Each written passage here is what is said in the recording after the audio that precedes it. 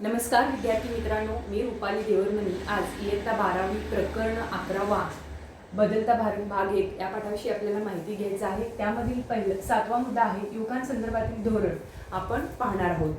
तर भारत हा सर्वाधिक युवा लोकसंख्या असणारा देश असून वय 15 ते 29 असणाऱ्या असणाऱ्यांना आपण काय समजतो, युवक असे संबोधले जाते।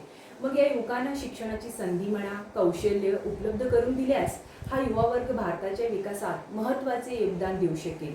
1972 मध्ये स्थापन झालेल्या नेहरू युवा केंद्र संघटना, इथं आपण त्यांचं सिम्बॉल पाहू शकतो बघा।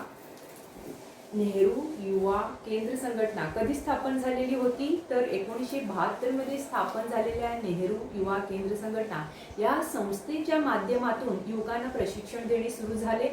या केंद्राच्या अखत्यारीतून जेवढे कार्यक्रम चालू होते ते राष्ट्रीय युवा सशक्तीकरण कार्यक्रम यात विलीन करण्यात आलेला आहे। म्हणजे या कार्यक्रमाच्या अंतर्गत साक्षरता, शिक्षण, आरोग्य आणि स्वच्छता, कुटुंब कल्याण, पर्यावरण संरक्षण, सामाजिक प्रश्नांसंदर्भात जागृती, ग्रामीण विकास, कौशल्य विकास, स्वयंरोजगार इत्यादी विषयांवर भर देण्यात आलेला आहे। 12 जानेवारी हा स्वामी विवेकानंद यांचा जन्मदिवस राष्ट्रीय युवक दिन म्हणून पाळला जातो, तर जानेवारी महिन्यात राष्ट्रीय युवक महोत्सव साजरा केला जातो।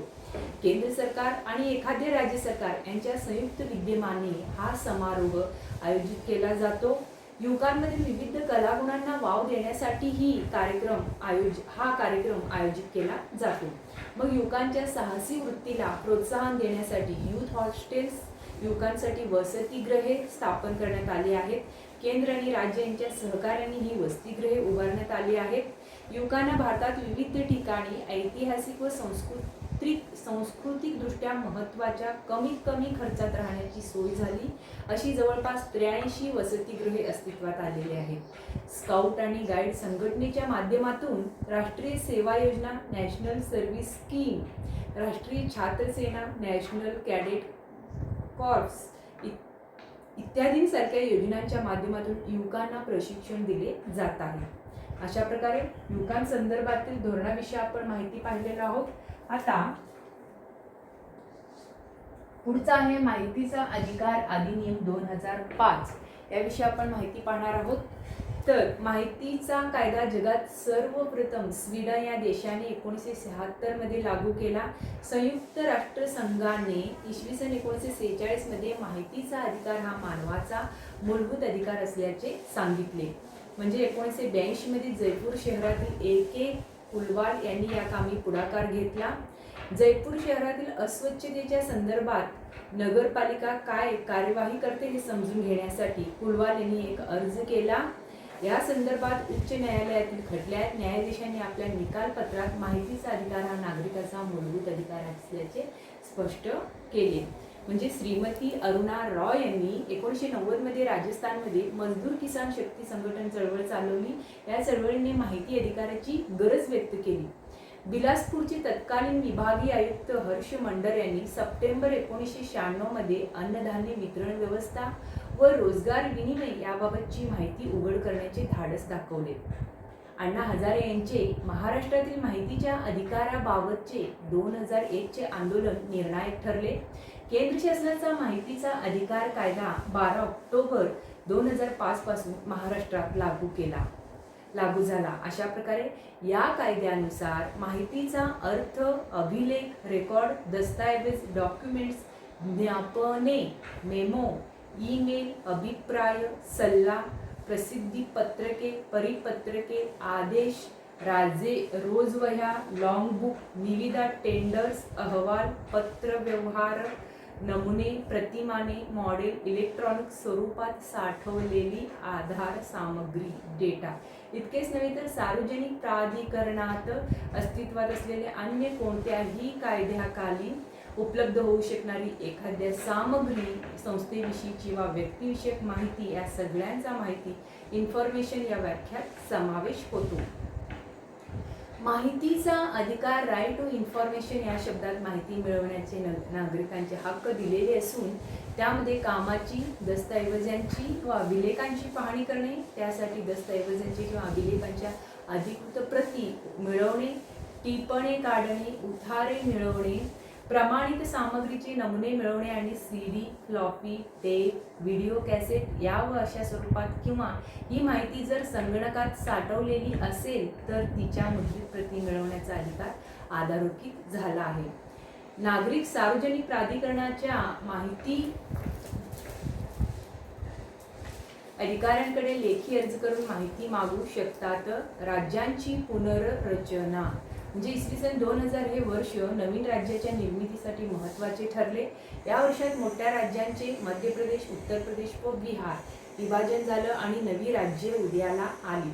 छत्तीसगड 1 नोव्हेंबर 2000, उत्तराखंड 9 नोव्हेंबर 2000 आणि झारखंड 15 नोव्हेंबर 2000 अशी 3 राज्ये उदयाला आली. भारताची भाषावर प्रांत रचना झाल्यावर प्रथमच अशा प्रकारे राज्याची निर्मिती झाली. छत्तीसगड राज्य निर्माण करण्यात यावी अशी मागणी स्वातंत्र्यपूर्व काळात भारतीय राष्ट्रीय काँग्रेसच्या अधिवेशनात सर्वप्रथम करण्यात आली. भारत स्वतंत्र झाल्यावर प्रांत रचनेच्या संदर्भात नेमलेल्या फाजल अली आयोगाने छत्तीसगड राज्य निर्मितीची मागणी फेटाळली.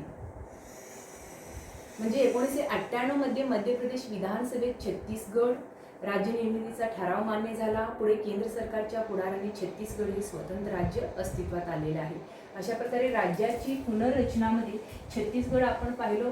नंतर आपल्याला पाहायचं आहे उत्तराखंड या राज्याविषयी आपण माहिती पाहणार आहोत. तर गढवाल व कुमाऊं भागातील जनतेने 1930 मध्येच उत्तराखंड या राज्याची निर्मिती केली होती. 1938च्या काँग्रेस अधिवेशनात त्याला पाठिंबा देण्यात आला. स्वातंत्र्योत्तर काळात फाजल अली आयोगाने उत्तराखंड राज्याची मागणी फेटाळली. 1957 पासून या भागातील जनतेने स्वतंत्र राज्यासाठी आंदोलन सुरू केले. 1973 मध्ये उत्तराखंड पर्वतीय राज्य परिषद स्थापन झाली. 1994 मध्ये लोक आंदोलन तीव्र झाले. म्हणजे लोकांच्या भावनेची दखल घेऊन उत्तर प्रदेश राज्याच्या विधानसभेत स्वतंत्र राज्याचा ठराव संमत करण्यात आला. 2000 मध्ये उत्तरांचल हे स्वतंत्र राज्य अस्तित्वात आलं. पुढे त्याचे उत्तराखंड असे नामांतर झालेलं आहे. पुढचा आहे झारखंड.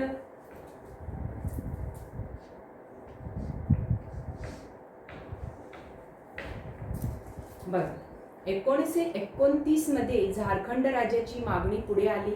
1947 मध्ये अखिल भारतीय झारखंड पार्टीची स्थापना होऊन राज्यनिर्मितीच्या मागणीला वेग देण्यात आला.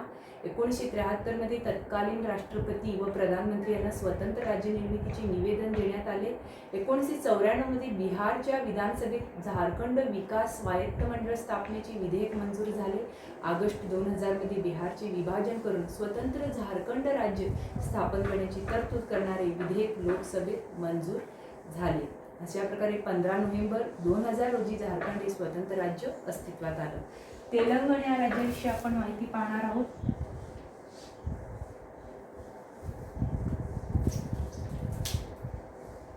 हे राज्य 2014 मध्ये अस्तित्वात आले. हे राज्य त्यापूर्वी आंध्र प्रदेश या राज्याचा भाग होता. तेलंगण राष्ट्रीय समितीने तेलंगण हे वेगळं राज्य घोषित करण्यासाठी आंदोलन सुरू केले. 2001 मध्ये भारत सरकारने तेलंगण हे स्वतंत्र राज्य होणार असे जाहीर केले. 2014 मध्ये संसदेने या प्रस्तावास मान्यता दिली. 2 जून 2014 रोजी तेलंगण हे स्वतंत्र राज्य अस्तित्वात आले. पुढचा आहे जम्मू काश्मीर आणि लडाख याविषयी आपण माहिती पाहणार आहोत.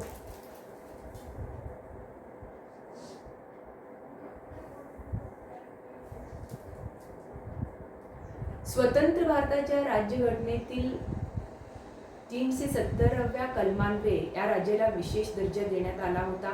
1947 मध्ये प्रेमनाथ डोगरा यांनी प्रजा परिषद पक्ष स्थापन केला. या पक्षाने सुरुवातीला एक विधान, एक प्रधान, एक निशाण अशी घोषणा दिली. 1952 मध्ये एक देश में दो विधान, दो प्रधान, दो निशाण, नहीं चलेंगे अशी घोषणा पुढे आली. जम्मू काश्मीरचे भारतात संपूर्ण विलीनीकरण व्हावे अशी या पक्षाची मागणी होती. सत्तेवर असणारा नॅशनल कॉन्फरन्स पक्ष मात्र राज्याची स्वायत्तता गमवायला तयार नव्हता. जनसंघाचे नेते डॉक्टर श्यामप्रसाद मुखर्जी यांनी संपूर्ण विलीनीकरणाच्या मागणीला पाठिंबा दिला. 2019च्या ऑगस्ट महिन्यात भारत सरकारने कलम 370 रद्द करण्याचा निर्णय घेतला.